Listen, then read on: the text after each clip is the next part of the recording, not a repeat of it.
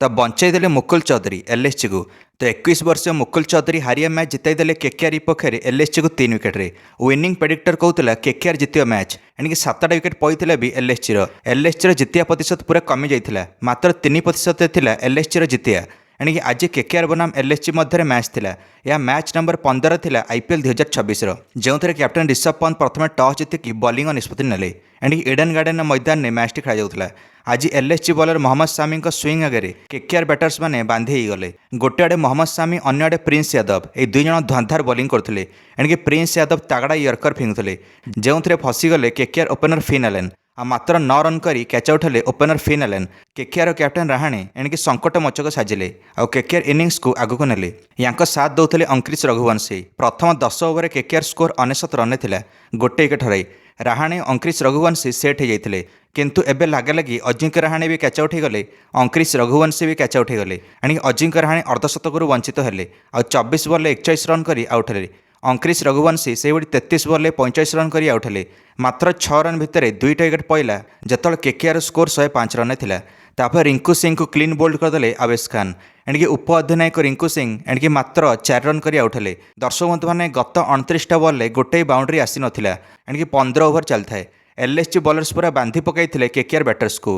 Hard hitter batsman Rovman Powell निज हाथ में दायित्व नेले आ सीधा गोटे छक्का मारिकी 30 बॉल पर गोटे बाउंड्री लगेले केकेआर पई। अन्य आड़े कैमरन ग्रीन जड़का ही चाह रही आ 12 बॉल मात्र 7 रन करथिले। एबे किंतु 17तम ओवर प्रिंस यादव को धोईदेले रोमान पावेल। सीधा 2टा चौका गोटे छक्का मारिले प्रिंस यादव को 17तम ओवर आ समुदाय 7 रन काढ़िले ये ओवर केकेआर पई। कैमरन ग्रीन बाटेबा आरंभ कले एबे आगामी ओवर।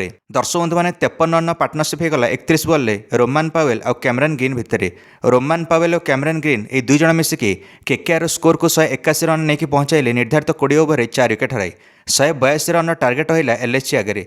एलएसजी ओपनर आडन मार्क्रम और मिचेल मार्श ये दुई जन धंधार स्टार्ट देले एलएसजी को। नवदीप सैनी प्रथम ओवर बॉलिंग करने आसते एणिक प्रथम ओवर 17 रन मारदेले आडन मार्क्रम और मिचेल मार्श। द्रुत गति एलएसजी स्कोर आगू बढ़ुला किंतु पंचम ओवर वैभव बरोरा आसिले बॉलिंग करने और लगातार 2टा विकेट नहीं गले सेटा भी 2टा ओपनर कर। वैभव बरोरा प्रथम आउट कले आडन मार्क्रम को 22 रन तापर से ओवर मिचेल मार्श को 15 रन आउट कले। एणिक 42 रन 2 ओपनर आउट हो पाविलियन पड़े एलएसजी लखनऊ सुपर जायंट्स। एबे इंपैक्ट बैटर आयुष बाडनी आसिले आ कैप्टेन ऋषभ पंत सहित मिसिकी इनिंग्स को आगू नेले। आयुष बाडनी छक्का मारिकी निजर खाता खोलिले।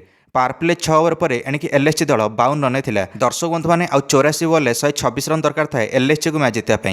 एबे दुई आड़ू माड है गोटे आड़े आयुष बाडनी बाड़े अन्य आड़े ऋषभ पंत। ऋषभ पंत इनिंग्स किंतु बेसी बड़ हो पारानी। एणिक 10 रन अंत घटिला Rishabh Pant innings. Cameron Green over catch out हेले ऋषभ पंत। तापर तो निकोलस पुरान आसते और गोटे छक्का लगेदेले किंतु निकोलस पुरान घातक होगा पूर्व कार्तिक त्यागी यांको रोकीदेले। निकोलस पुरान 13 रन कर आउट हेले कार्तिक त्यागी ओवर। आयुष बाडनी चौका मारी एलएसजी स्कोर को 100 रन पार करेले एणिक 13तम ओवर। अन्य आड़े विकेट गलुला एलएसजी अब्दुल समाद आसिले और 2 रन कर आउट हेले अनुकूल रॉय ओवर। एणिक 42 बॉल 78 रन दरकार था एलएसजी को मैच जितापी। एबे 21 वर्षीय युवा खेली अनकैप्ट वाला मुकुल चौधरी आसिले और से मध्य आसिक साथ देवाक चेष्टा कले आयुष बाडनी को। एबे दर्शक बंधु मैंने बैक टू बैक 2टा चौका लगेदेले नवदीप सैनी को आयुष बाडनी एका लड़ुले एलएसजी पई। आयुष बाडनी गोटे छक्का मारिकी निजर अर्धशतक संपूर्ण कले मात्र 33 बॉल किंतु छक्का मारिला परे कैच आउट होगले Ayush Badoni. Set batsman Ayush Badoni 34 ball 54 run कर आउट हेले। एलएसजी मुस्किल थिला 125 रन 6टा विकेट पड़ा। एबे कहीं भी सेट बैट्समैन नथिले। ए मोहम्मद सामी आसिले और से 1 रन कर आउट हेले। एबे बॉलर्स मानकर आसवा आरंभ है एलएसजी बैटिंग लाइन रे। आहरी एबे 54 रन दरकार थाए मात्र 22 बॉल लगिले जमती केकेआर जीतिଯିव निजर प्रथम मैच आईपीएल। दर्शक बंधु मैंने मुकुल चौधरी मात्र 2 रन करते 8टा बॉल। मुकुल चौधरी को आरंभ खेलिया बहुत ही मुस्किल होता। तापर मुकुल चौधरी किंतु निज उपर दायित्व नेले और तापर वैभव बरार को प्रथम गोटे चौका लगेले मुकुल चौधरी और तापर गोटे हेलिकप्टर छक्का से ओवर। एबे मुकुल चौधरी को रोकिया पूरा ही मुस्किल थिला। जी आसुला मुकुल चौधरी ठारू छक्का चौका खाऊला। दर्शक बंधु मैंने कार्तिक त्यागी आसते और से बैक टू बैक 2टा छक्का खाइले मुकुल चौधरी ठारू 18तम ओवर। विजय मुहां होता एलएसजी दल मुकुल चौधरी नेतृत्व में। एणिक शेष 2 ओवर 30 रन दरकार था एलएसजी को मैच जितापी। एबे 19तम ओवर कैमरन ग्रीन को धोईदेले मुकुल चौधरी। 16 रन मारिले 19तम ओवर कैमरन ग्रीन को। एणिक 2टा छक्का गोटे चौका सहित। दर्शक बंधु मैंने शेष ओवर को मैच गला। एबे शेष ओवर 6 बॉल 14 रन दरकार था। आवेश खान शेष ओवर स्ट्राइक रे थिले प्रथम बॉल आउ सिंगल नहीं कि स्ट्राइक देले मुकुल चौधरी को आ मुकुल चौधरी स्ट्राइक रे आसी सीधा गोटे छक्का मारदेले भैव बरोरा को 7 रन दरकार था एवं 4 बॉल एणिकी राहाणे कहले जमा भी रूम दियो ना मुकुल चौधरी को। दर्शक बंधु मैंने एथपाई आगामी 2टा बॉल डॉट बॉल आसला एवं आउ 2 बॉल 7 रन दरकार थाए बड़ हिट न लगिले मैच टी हाथ गला।